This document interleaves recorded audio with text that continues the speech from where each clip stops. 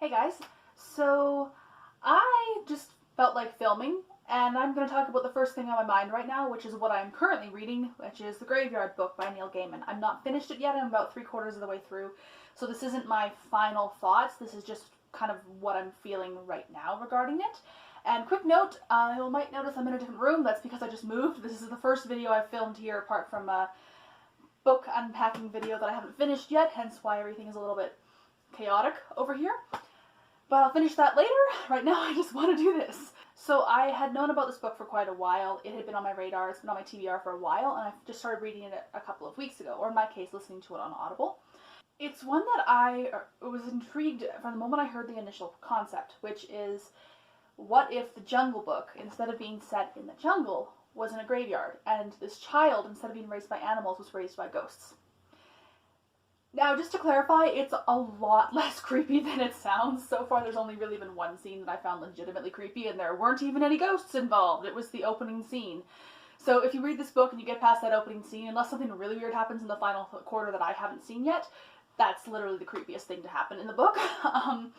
It's actually very whimsical and cute so far. I really enjoy it. The author is Neil Gaiman, and from what I've seen of him, he tends to write a lot of very off-kilter, offbeat things, but in a really good way.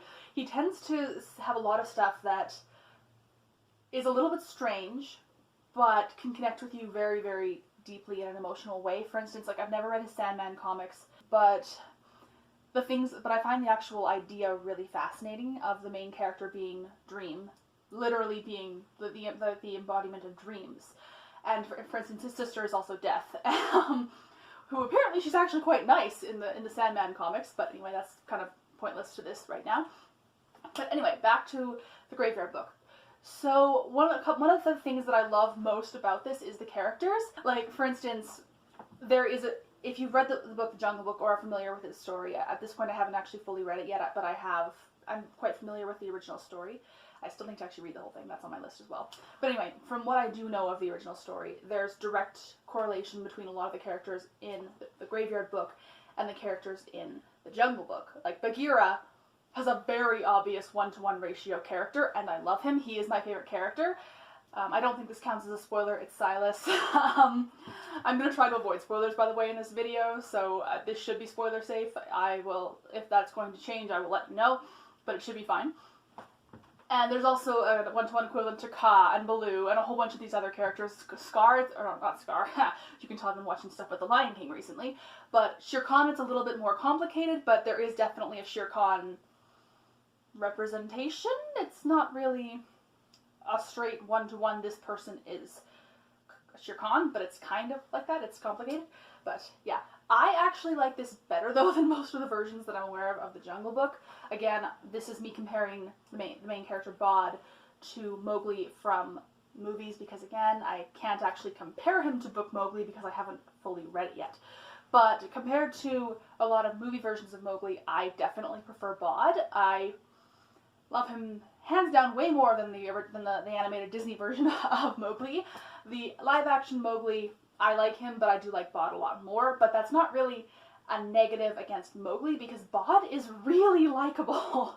He's very, very polite, he's well-spoken, he's a little bit odd, but he was raised by ghosts, of course he's going to be odd, especially given the fact that this graveyard, it's really, really old. Like, I think the oldest ghost we've met so far, at least the oldest regular ghost, is 1,000 years old. He was a Roman soldier.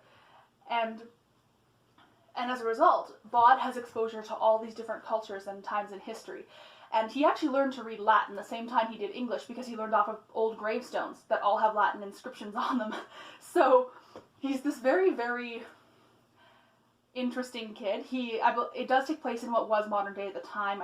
I think it's probably the 80s or 90s. I haven't quite checked, but it was a number of decades ago, but still fairly recently, all things considered. But Bod actually comes across as much more old school, I guess you could say. Like, his parents, his adopted parents, have been dead for centuries, so he grew up in this environment.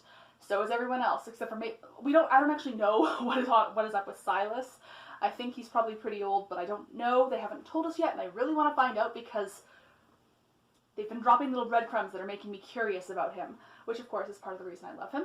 Now, I will admit, part of the reason why I love Silas in particular is because the audio version I'm listening to, it's actually multi-voice. It's very, very much an audiobook. It's not a dramatization of it, but it has multiple different actors, and they all play different characters and that kind of thing. Which was very confusing at first, because why does Bod sound grown up? He's supposed to be 4. Oh, because they have the same actor playing him for his entire childhood. Alright, this makes sense.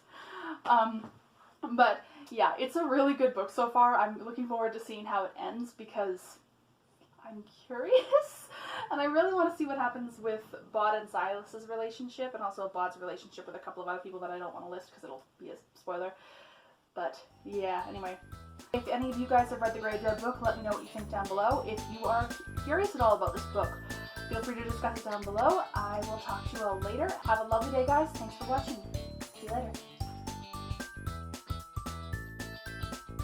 Oh, and just a quick housekeeping thing, guys. I have not forgotten about my Drawn into Narnia series. I've actually already filmed the Prince Caspian video. It's going to be probably the either last or second last video I post that was filmed in my old apartment. It's just that I'm having some issues with the editing software, so once I figure that out, then I will be able to post those and I'll be able to continue with that series. It's just going to have to be on a slight hiatus just until I figure out what's going on. It is coming though. That video is filmed.